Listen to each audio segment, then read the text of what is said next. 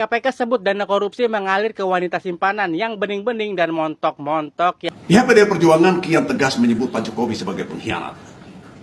Ini guys, kian panas dunia perseteruan politik kita antara Pak Jokowi dengan mereka yang dianggap dikhianati itu. Dan kita berharap Pak Jokowi segera bereaksi nih. Kalau perlu, polisikan pihak PDI Perjuangan yang menyebut dirinya sebagai pengkhianat ini. Masa mantan presiden dianggap sebagai pengkhianat? Tetapi guys, clear. Ada 3 pihak yang dikhianati menurut versi PDI Perjuangan ini. Yaitu PDI Perjuangan sebagai partai politik. Saya kira ini terkait dengan karir politik Pak Jokowi sejak di Solo, DKI Jakarta, dan presiden ke-7 2 periode. Karena PDI Perjuangan berjasa besar. Tapi belakangan dibelakangi atau dikhianati barangkali oleh Pak Jokowi, begitu ya. Karena tidak mendukung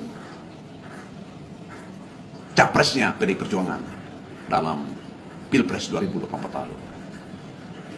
Kedua, para tokoh politisi PDI Perjuangan, mulai dari Ibu Megawati, Hasto Kristianto, Pramono Anung, Ganjar Pranowo, Ahok, dan sederet tokoh PDI Perjuangan lainnya. Ini ternyata dikhianati oleh Pak Jokowi. Bentuk pengkhianatannya ini tidak dijelaskan lebih jauh. Tapi sekali lagi, mereka ini oleh PDI Perjuangan dianggap dikhianati oleh Pak Jokowi. Mungkin Pak Ganjar dikhianati karena pada waktu deklarasi pencalonannya sebagai capres di PDIP waktu itu, Pak Jokowi hadir meskipun barangkali secara online ya menyaksikan dan memberi sambutan. Tetapi belakangan tidak mendukung Pak Ganjar Pranowo. Sakit kan PDI Perjuangan dan Pak Ganjar termasuk Megawati yang lihat. Yang ketiga, para tokoh di luar PDI Perjuangan disebut Pak Yusuf Kalla, Pak Anies Baswedan, Tom Lembong, dan dari tokoh lainnya. Apa makna dari pernyataan pihak PDI Perjuangan ini?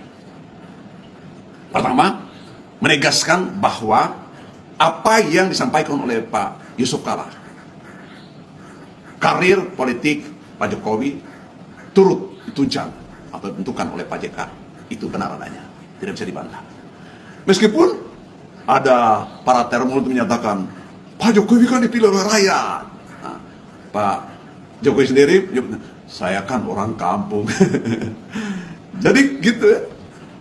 Yang kedua, ini sinyal perang. PDI Perjuangan akan memerangi semua langkah politik Pak Jokowi, termasuk barangkali partai yang dipimpin oleh putranya, Pak Kaisang, itu Partai Solidaritas Indonesia. Tapi ini, maaf ya, menurut saya tidak mungkin dihalangi oleh PDI Perjuangan. Pak Jokowi ini masih didukung oleh instrumen kekuasaan, oknum-oknum penegak hukum, mulai dari pimpinannya sampai ke bawah, gitu. Jadi ada sementara PDI Perjuangan tidak berkuasa, tidak bisa mengendalikan aparat negara yang saat ini sedang on position. Tapi guys, menurut saya begini ya, ini ya kalau disebut pengkhianat, memang barangkali tidak ada, akan sedikit orang yang akan membantah, kecuali para termul itu ya. Karena terbuka kan. Tapi orang bertanya lagi, masa sih PDIP dikhianati? Bukankah PDIP selama sejak dari Solo, DKI Jakarta, dan presiden 2 periode, kader-kader PDI Perjuangan diberi posisi strategis dalamnya. Jadi gimana bisa mengkhianati? Barangkali ujung dari kepemimpinan Pak Jokowi yang membuat mereka kecewa. Barangkali itu. Terus sekali lagi, dengan pernyataan pihak PDI Perjuangan ini, clear sudah bahwa perang antara PDI Perjuangan dan Pak Jokowi ya mulai ditabuh. Gendang perangnya mulai ditabuh. Hanya saya sebetulnya lebih peduli dengan ya barisan termul ini yang menyerang Pak Yusuf Kalla secara brutal. Dan diduga kuat ini bagian dari orang-orang oknum-oknum yang dikendalikan oleh Pak Jokowi. Diduga kuat sekali lagi begitu. Mohon maaf kalau Ya saya. iyalah, jelas yang bening yang montok, masa yang lepet diambil, nggak mungkin. Yaudah kita bahas aja. Jadi mantan penyidik Komisi Pemberantasan Korupsi atau KPK yang bernama Praswat Nugraha menanggapi pernyataan Wakil Ketua KPK Ibnu Basuki Widodo yang menyebut bahwa para koruptor kerap menyembunyikan hasil korupsinya dengan membiayai hidup perempuan muda yang bukan keluarganya. Praswat menilai pola penyaluran dana kepada pihak selain keluarga seperti selingkuhan, selain menjadi persoalan moral juga merupakan bagian dari strategi sistematis untuk menyamarkan hasil korupsi. Menurut dia, penggunaan pihak terdekat yang tidak tercatat secara administratif kerap dipilih karena dianggap lebih aman dan tidak mudah terdeteksi dalam tahap awal pelacakan. Praswat bilang pola ini menunjukkan bahwa pelaku korupsi terus beradaptasi dalam mencari celah untuk mengaburkan jejak keuangannya. Kurang ajar memang koruptor ini. Lanjut, Praswat juga menambahkan apabila penerima mengetahui bahwa uang tersebut berasal dari tindak pidana, maka ia dapat dimintai pertanggungjawaban hukum. Sebaliknya, jika tidak, maka pembuktiannya menjadi lebih kompleks dan harus didukung alat bukti yang kuat. Lebih lanjut, dia juga menilai pernyataan Ibnu mengenai maraknya pola seperti ini menjadi penting sebagai bagian dari edukasi hukum. Dengan begitu, masyarakat bisa memahami bahwa korupsi terus berkembang dengan berbagai modus yang semakin kompleks. Dengan begitu, masyarakat diharapkan bisa lebih waspada sekaligus tetap menempatkan perhatian pada substansi pemberantasan korupsi. Praswat juga menambahkan lagi nih, fenomena ini menunjukkan bahwa tindak pidana korupsi tidak hanya merugikan keuangan negara, tetapi juga melibatkan pola-pola penyamaran yang semakin beragam dan canggih. Oleh karena itu, penegakan hukum yang tegas disertai peningkatan literasi publik mengenai modus TPPU menjadi kunci untuk mempersempit ruang gerak pelaku. Kata dia.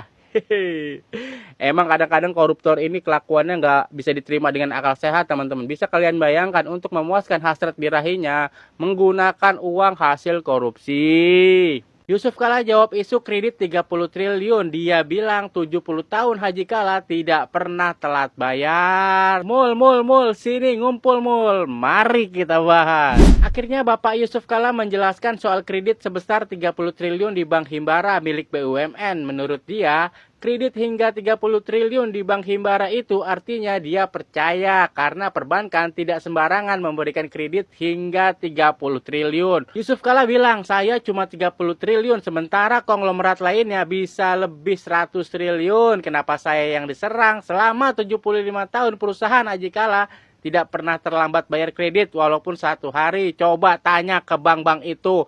Itu barusan kata Bapak Yusuf Kala. Dengar mul. Lanjut, Yusuf Kala menambahkan justru dari kredit 30 triliun setiap tahun saya bayar bunga sekitar 3 triliun sebagai pemasukan keuntungan untuk bank-bank yang saya pinjam. Pak Yusuf Kala juga bilang tidak ada kaitannya sama uang negara, yang saya pinjam itu adalah uang rakyat, uang nasabah yang dibisniskan lewat bank kredit. Untuk apa saya pakai 30 triliun itu? Untuk pembangunan. Saya bangun PLTU di Sulawesi dan Sumatera, bantu pemerintah sediakan listrik rakyat. Tuh, mall buat bisnis. Yusuf Kala dengan tegas menambahkan, oke lah kalian mau menjatuhkan saya lewat kredit, saya akan kembalikan semua uangnya itu. Saya tutup kreditnya, saya hentikan PLTU, Sumatera dan Sulawesi bisa gelap. Jadi jangan macam-macam jatuhkan saya lewat kredit itu. Yusuf Kala juga nambahin lagi nih, terpentingnya di semua PLTU yang saya bangun tidak ada orang asing yang bekerja, hanya satu konsultannya itu dari Kanada. Tugasnya hanya datang ke Indonesia beberapa hari, lakukan penilaian standar global. Ini dia sikap bijaksana. Sepertinya termul ini salah memilih lawan. Pak JK ini dengan tegas memberikan kontribusi untuk negeri ini.